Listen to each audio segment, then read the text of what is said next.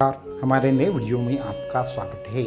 तो साधना में ऐसी 3 गलतियां जो अगर साधक करते हैं तो दीक्षा के समय जो भी शक्ति साधक के अंदर जागृत होती है वो वापस से गुरु के तरफ चली जाती है। जो मंत्र चैतन्य साधकों को गुरु ने दीक्षा के समय दिए हैं उस मंत्र चैतन्य वापस से गुरु में ही समाहित होते हैं और वो मंत्र वो विद्या साधकों के लिए कार्य करना बंद करती है, फल देना बंद करती है। तो ऐसे 3 दोष कौन से हैं ये आपको अभी समझना होगा, क्योंकि अगर आपके अंदर भी ये दोष है तो आपको भी इन सभी दोषों का नाश करते हुए वापस से साधना शुरू करनी चाहिए और वापस से एक विधि करनी चाहिए जिसकी वजह से वो शक्ति वापस से आपके अंदर जागृत हो जाए। तो वो 3 दोष कौन से हैं ये आपको इस वीडियो में हम बताएंगे।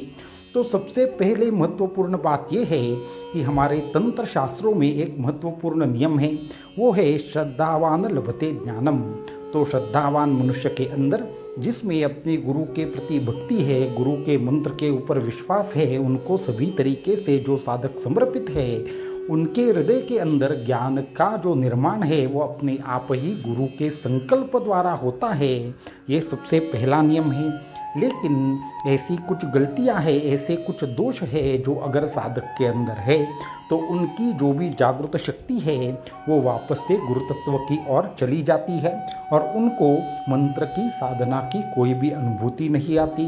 उनको मंत्र की और साधना की जो शक्ति है वो अपने आप ही बंद हो जाती है और वो मंत्र वो विद्या साधकों के लिए कार्य करना बंद करती है।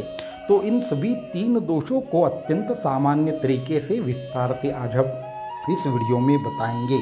तो सबसे पहला दोष जो साधकों के अंदर होता है, इस दोष में अपने मंत्र के प्रति साधकों को संशय होना, अपने मंत्र से दूसरों के मंत्र को श्रेष्ठ समझना, अपने मंत्र के ऊपर साधकों का विश्वास ना होना, अपने मंत्र के बारे में हमेशा ये विस्तार से चर्चा करना या अपने मंत्र को लोगों को बताते रहना, इनमें से अगर कुछ भी आपके अंदर है तो आपके लिए वो मंत्र शक्ति कार्य नहीं करती। होता ऐसे है कि जो भी मंत्र साधकों को प्राप्त होता है उस मंत्र के अंदर विशेष प्रकार का संकल्प और विशेष प्रकार की शक्ति गुरु देते हैं दीक्षा के समय। लेकिन कुछ साधक ऐसे होते हैं जिन्हें अपना स्वयं का प्राप्त मंत्र हमेशा ही ऐसा लगता है कि ये कम शक्तिशाली मंत्र है, इससे कोई कई अधिक शक्तिशाली मंत्र हमें अगर गुरु ने दिया होता तो हमें और भी ज़्यादा सिद्धि प्राप्त होती, हमारा जो मंत्र है वो हमारे लिए कार्य करेगा या नहीं करेगा। तो इस संशय की मंशा से जो भी साधना की जाती है और ये संशय साधकों के अंदर जब एक हद से ज़्यादा बढ़ जाता है तो मंत्र की शक्ति अपने आप ही गुरु के पास वापस चली जाती है, क्योंकि उस मंत्र देवता का ये अपमान होता है। और जो मंत्र देवता है वो तभी कार्य करते हैं जब उनके सामने साधक समर्पित होता है, उस मंत्र के प्रति साधकों में लगाव होता है और उस मंत्र के ऊपर साधकों का संपूर्ण विश्वास होता है, तभी ये मंत्र साधकों के लिए कार्य करते हैं। इसलिए अपने मंत्र के ऊपर विश्वास ना होना, अपने जो भी प्राप्त मंत्र है उसके ऊपर संशय होना, यही सबसे पहला दोष है। इस दोष की वजह से ही साधकों की शक्ति साधकों के लिए कार्य नहीं करती, गुरु के पास वापस से चली जाती है। दूसरा दोष है जो साधकों में बहुत बार ये देखा जाता है कि बार बार मंत्र बदलते रहना और जो भी दीक्षा में प्राप्त मंत्र है उसकी साधना एक लंबे समय तक ना करना।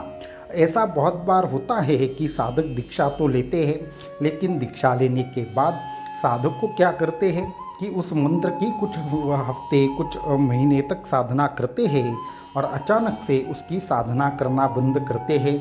जब साधक ऐसा करते हैं, ऐसी गलती करते हैं, तो जब लंबे समय तक आप उस साधना को नहीं करते तो एक समय के बाद मंत्र की शक्ति अपने आप ही गुरु के पास वापस आती है और साधक कितना भी निश्चय क्यों न करे वो साधकों के लिए कार्य नहीं करती। और महत्वपूर्ण बात यह है कि धीरे धीरे तो साधक वो मंत्र भी भूलते हैं जो गुरु ने उनको दिया था और उसके नियम भी उनको याद नहीं रहते और कितना भी प्रयत्न क्यों न करे वो मंत्र ज्ञात नहीं रहता।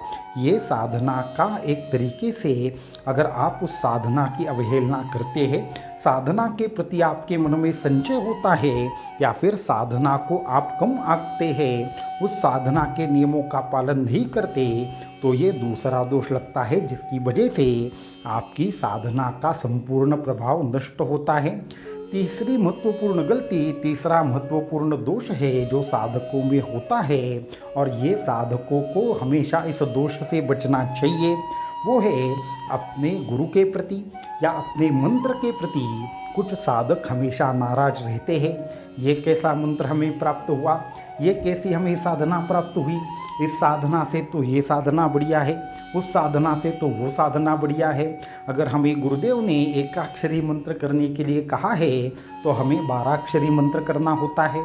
हमें अगर कोई विशेष ऐसी सिद्धि चाहिए उसके लिए मंत्र हम मांगते हैं तो गुरुदेव हमें दूसरा मंत्र देते हैं जिससे आपके दोषों का नाश हो। तो अपने साधना के प्रति गुस्सा होना, अपने मंत्र को एक तरीके से ज़्यादा महत्व न देना और दूसरों की साधना के बारे में हमेशा जानना और दूसरे के अनुभव को लेकर हमें ऐसे अनुभव नहीं आते, इसलिए हम दुखी होते हैं। अगर ऐसा कोई साधक करते हैं तो वो भी एक प्रकार से मंत्र का एक प्रकार से साधक उसको कम आंक रहे हैं और उस देवता का अवमान वहाँ पे हो रहा है। इसलिए उस देवता की शक्ति साधकों के लिए कार्य तो नहीं करती, अपितु वो शक्ति शाप देकर साधकों को चली जाती है और वो ऐसे स्थान पर चली जाती है जहाँ से साधक को कभी भी किसी भी अन्य मंत्र का भी अनुभव नहीं आता और किसी अन्य मंत्र को सिद्ध भी साधक नहीं करते। तो ये जो 3 दोष है वो साधकों को इन तीनों दोषों से बचना चाहिए।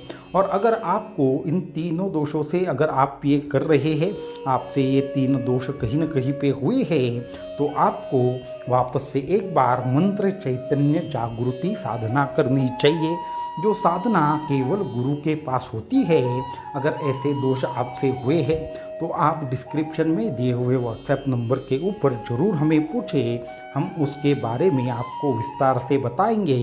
क्योंकि जहाँ पे भी अहंकार होता है, जहाँ पे भी समर्पण नहीं होता, जहाँ पे भी विश्वास गुरु के ऊपर नहीं होता, मंत्र के देवता का आदर नहीं होता, वहाँ पे कभी भी साधना की सिद्धि, साधना की शक्ति कार्य नहीं करती। ये हमेशा साधकों ने याद रखने वाली बात है। तो आज के इस वीडियो में इतना ही। साधना की गलतियों के बारे में अन्य कुछ वीडियो में आगे बताएंगे।